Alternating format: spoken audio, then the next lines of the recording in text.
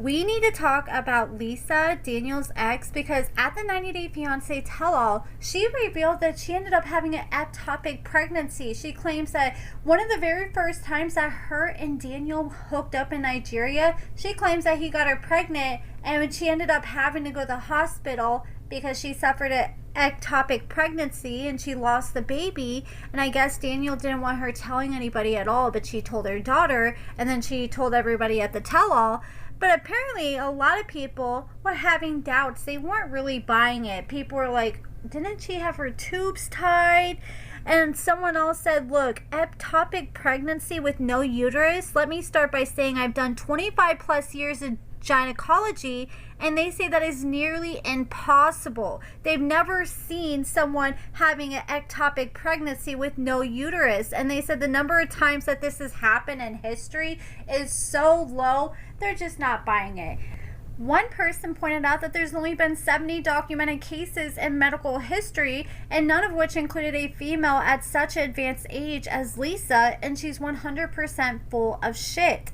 And then I came across a post, well, several different comments from her sister, Lisa's same sister that we covered some of her comments in the past where she exposed that Lisa was a grifter. And here's some new tea that Lisa's sister spilled. She said she lied about not knowing that she got married in Nigeria, and she said that Daniel tricked her. Another lie. She messaged me on Facebook on August 15th of 2025 telling me that she had a Nigerian wedding. I posted it here, and she did share a screenshot. I tried to blow up the screenshot, but it was all blurry, and I couldn't find the original comment. I got this sent to me from someone, but then I found someone said, okay, well, what's up with Lisa? Does she have some kind of mental diagnosis? Is she a pathological liar? What's going on?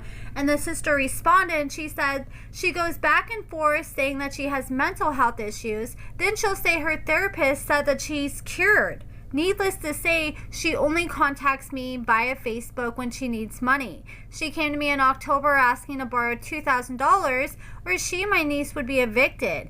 I didn't have it to give as I had just lost my job several months before, and I learned my lesson after letting her borrow money before and not being repaid. She never asked how I was, nothing. She just wanted money, and she unfriended me and blocked me after that. It's sad that our parents are deceased and she's all I have left, but I can't have a relationship with her because it's too chaotic, emotional, and one-sided. I've had to grieve that loss. That's gotta be hard, especially if that's one of the last family members you have left, and that just says that there's gotta be a lot of toxicity in that relationship. And someone asked her, like, hey, are you actually her sister? Lisa's very own sister confirmed that there is no possible way that she could have an ectopic pregnancy. She said, as her sister, I can confirm it is not true. She had her tubes tied immediately after the birth of her second child, and she had a full hysterectomy years later. At least that's what she told me. She lies chronically, and she once told a homeless shelter that she had cancer and she was going through chemo, and she had shaved her head so she and her wife, who had been evicted, could stay there. It's disgusting, and I hope TLC does not move her to other shows. It's been incredibly humiliating and embarrassing for our family. Honestly, I wouldn't be shocked if they bring her back next season with her and her new man, because Lisa has no shame, and TLC loves them some people who have zero shame.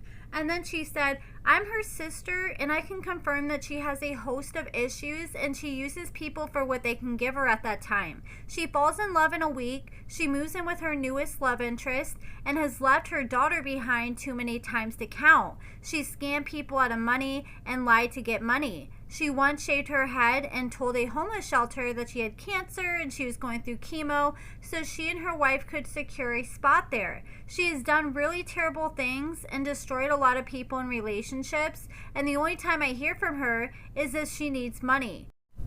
She reached out to me this past October begging me for $2,000 for her rent and told me that she needed it the next day or she and my niece Faith would be evicted. I didn't have it, and I questioned her about the money that she and her husband, they got married in Nigeria, received from TLC, and she told me that she took advances and that the money was gone. I told her my job had been restructured and I'd been looking for a job for 15 months and I didn't have it to give. She cut me off on Facebook and I haven't heard from her since. She does have mental illness, borderline personality disorder. Okay, that makes sense now. A lot of her personality makes sense. She has BPD. And she really does, though. We never, you never know when you have compulsive liars and they start listing off illnesses, which ones they actually have or which ones they just use as a way to try to dodge accountability. But she goes on to say, which I already knew, but she has disclosed this on TikTok and Facebook. Okay, so I guess the sister knows for sure that she has BPD.